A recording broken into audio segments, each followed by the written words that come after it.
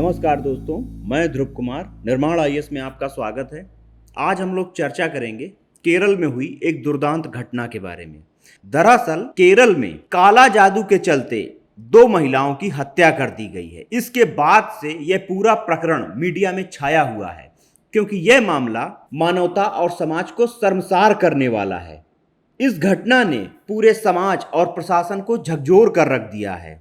दरअसल केरल के पतनमतिट्टा जिले में 2 महिलाओं की बलि देने का हैरत अंगेज मामला जैसे जैसे जांच के द्वारा आगे बढ़ रहा है, वैसे वैसे कई चौंकाने वाले रहस्य सामने आ रहे हैं।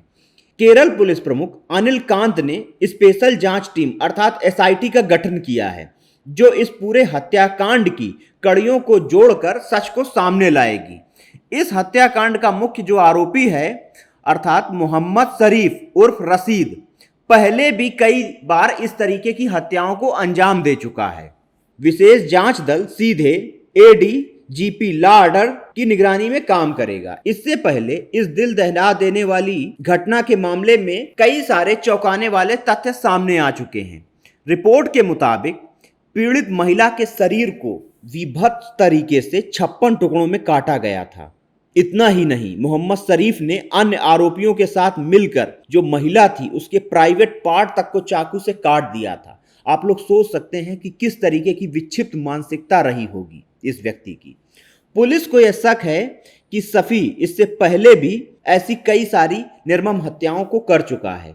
इसीलिए एक विशेष जांच दल अर्थात एसआईटी का गठन किया गया है।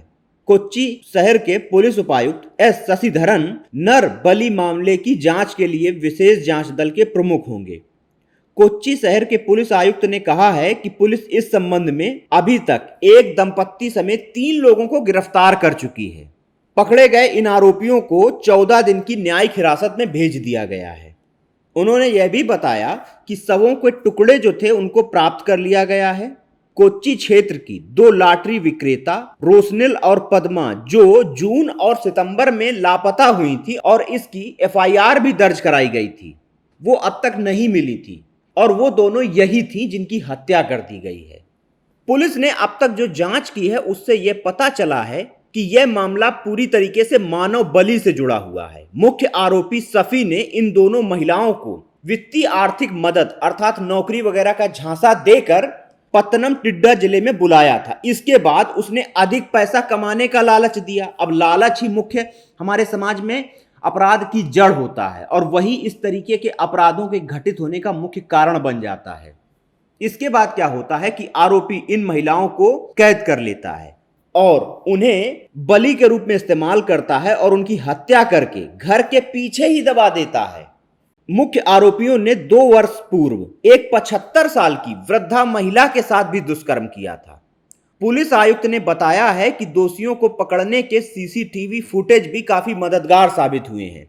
मामले का जो मुख्य आरोपी सफी है उसका मकसद जादू टोना कर अधिकाधिक पैसा कमाना था।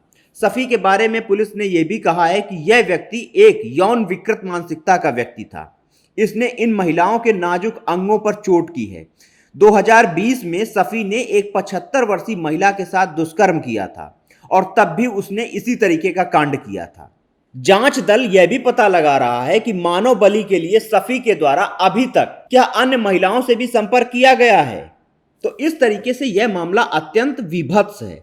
अब यदि हम लोग देखें कि भारत में मानव बलि कब प्रतिबंधित की गई, तो भारत में ब्रिटिश काल के दौरान जब लॉर्ड विलियम बेंटिंग हमारे देश के गवर्नर जनरल थे, उनके समय में 1829 में तो सती प्रथा को प्रतिबंधित किया गया और उन्हीं के समय में शिशुवध और मानव नरबलि को भी रोक लगा दी गई थी।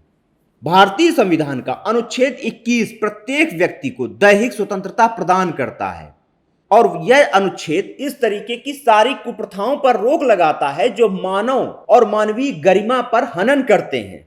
इसके अलावा हमारे देश में आईपीसी और सीआरपीसी के अंतर्गत इस तरीके की कुप्रथाओं पर कठोर दंड लगाया गया है। हमारे देश में तो जानवरों की बलि को भी नियंत्रित किया गया है और यह कहा गया है कि जानवरों की बलि नहीं दी जानी चाहिए या ऐसे जानवरों की बलि नहीं देनी चाहिए जो पर्यावरण के प्रति अत्यंत महत्वपूर्ण है। वन्य जीव संरक्षण अधिनियम 1972 के अंतर्गत हाथी, ऊंट, घोड़ा इत्यादि, इसके साथ ही गौवंश के भी बलि पर प्रतिबंध लगाया गया है। आज अनेक जीवों को मारने पर कठोर दंड दिया जाता है। ऐसे में मानव बलि को पूरी तरीके से कठोरता से नियंत्रित किया जाना चाहिए, क्योंकि यह हमारे आधुनिक मूल्यों और मानवतावाद के खिलाफ है।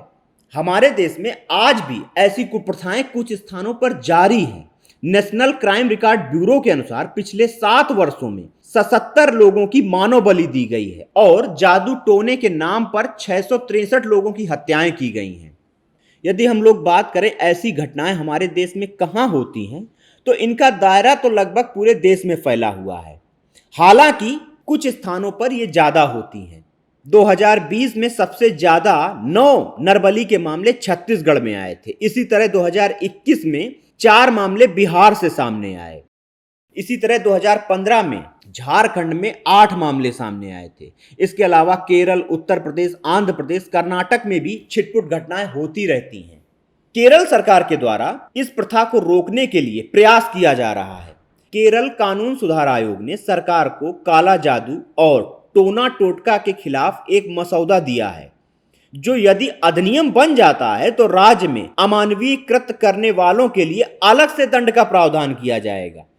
यह प्रावधान सभी प्रमुख धर्मों में प्रचलित बुरे कृत्यों और अमानवीय प्रथाओं पर प्रतिबंध लगाने का प्रावधान करता है। The Kerala prevention and eradication of अमानवीय इविल प्रैक्टिसेस टोना टोटका मैरिज बिल शीर्षक वाला एक मसौदा है, जिसमें ऐसी सारी कुरीतियों पर प्रतिबंध का विधान किया गया है। मसौदे की गृह विभाग द्वारा अभी समीक्षा की जा रही है और आगे इसे विधि विभाग के सामने भेजा जाएगा। सरकार मसौदे को अंतिम रूप देने से पहले जनता की राय भी लेगी, क्योंकि यह मामला अत्यंत संवेदनशील है। क्योंकि राजनीतिक दलों के लिए यह भी जरूरी है कि उनको वोट लेना है, तो ऐसे मामले में वो लोग फूक फूक कर कदम उठाते हैं। लेकिन इन सारी घटनाओं पर त्वरित और कड़ी कार्रवाई करनी चाहिए और केंद्र व राज्य सरकारों को मिलकर ऐसे प्रावधान करने चाहिए ताकि इस तरीके की कुप्रथाओं और बुराइयों को पूरी तरीके से समाप्त किया जा सके। इस टॉपिक में इतना ही। धन्यवाद।